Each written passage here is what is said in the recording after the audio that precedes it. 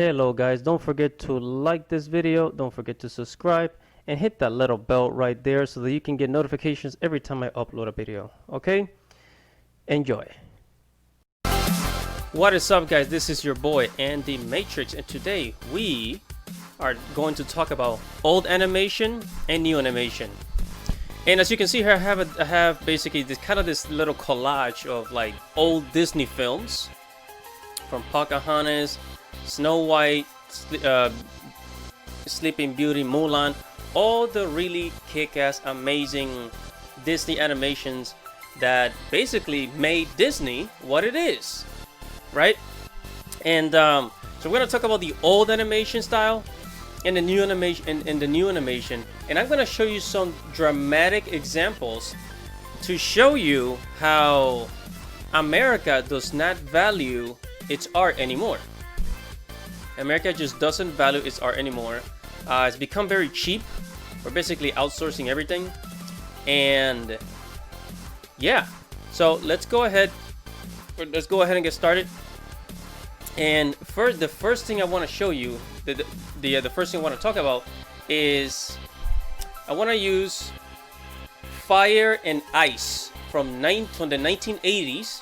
I believe this is from 1984 or 1985. If you know what year Fire and Ice came out, please post it in the comments below. So what you see here is this beautiful, amazing artwork. It's a screenshot of Fire and Ice, and the character here that you see, her name is Tigra. This was done in the 1980s. I mean, this is basically anime quality animation.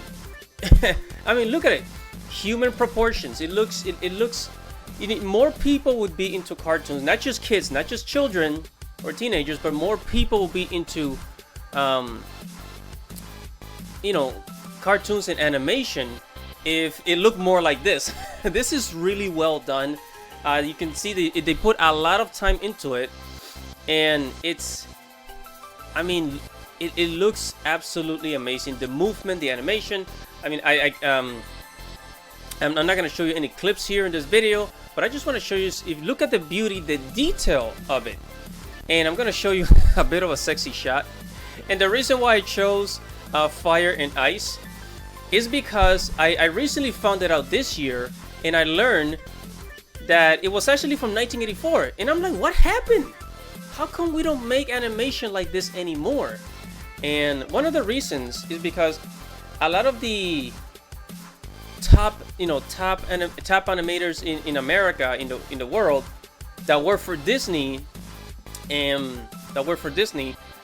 retired. So like all the new animation directors, they don't really like push for this quality anymore. You know, it really sucks.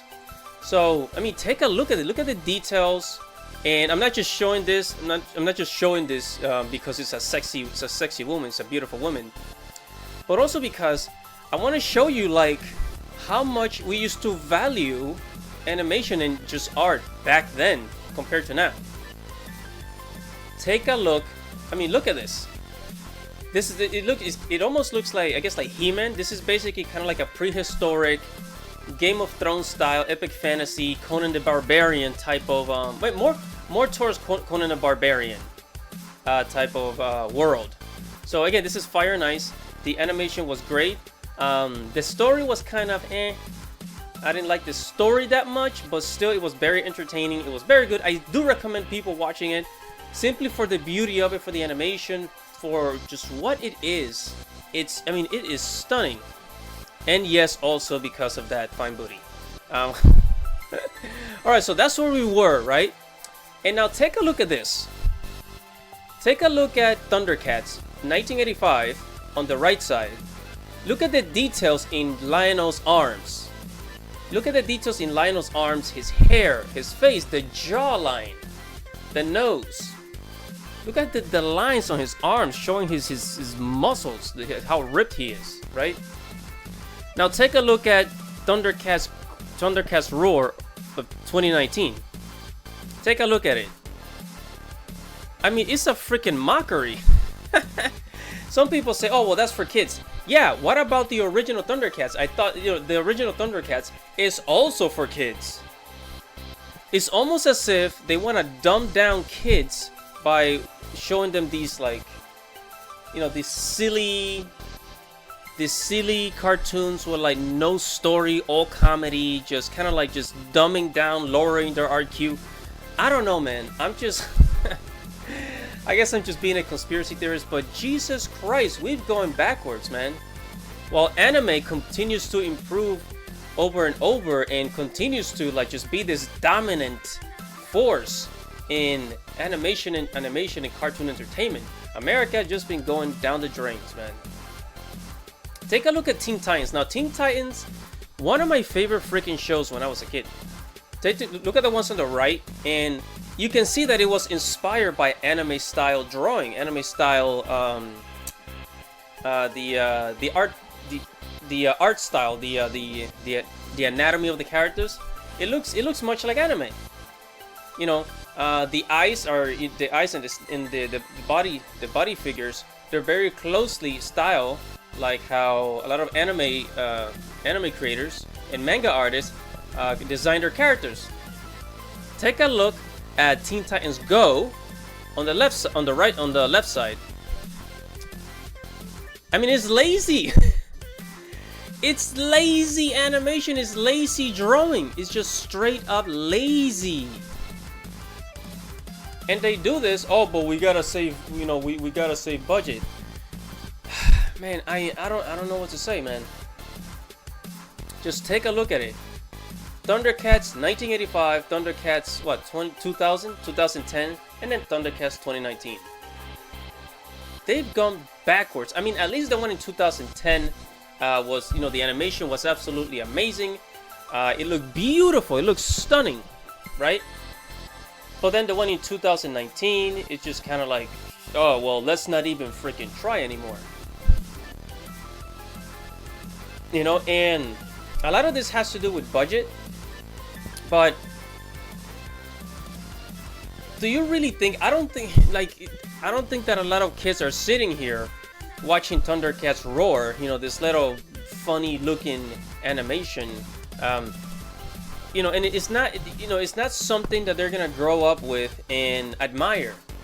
You remember the old Thundercats and how amazing it was. Okay, it was very appealing, and it stays with you for the long run. And that's how long-term fans are created. And I hate to say it, but this is Japan animators. They put a lot of time and effort into their animation compared to American animators. It's just kind of like, it's just this, I don't know. In America, we still see cartoons as this entertainment medium, where, like, it's only for kids, it's only for, like, teens and people in high school. And so they think, oh, let's just not even try that much. Like, why put so much effort into drawing a full human figure and making it look cool, when we can just do this, these easy little drawings and just focus and just make, these funny little cartoons. And this is why so many people are leaning towards anime and manga, because of its beauty, because of its beautiful style, its beautiful drawing style, and its deep, full of soul storytelling. Okay, and I mean, and of course, we have made some really cool animation in America. Avatar: The Last Airbender is a perfect example of, like, where we should be heading. But here's the funny thing. Avatar: The Last Airbender was produced in America. That means that the art and the setting, it was written in America. All the character designs were done in America. But the animation was done in Korea, in a Korean animation studios. You understand? So it's like we know, like, Americans, we're not producing anything anymore. And heck, at least we need to encourage people to, like, to like aim for this style more than for the Thundercats Roar Teen Titans Go style. I mean, even if we're not gonna animate the full thing, let's at least make the designs here in America and then outsource it, at least for the lease, and it will have higher quality, you know, better shows, for God's sakes. But until then, anime will always win. Thank you for watching, guys. Check out my Facebook, my Twitter. Check out andyartstv.com, the blog.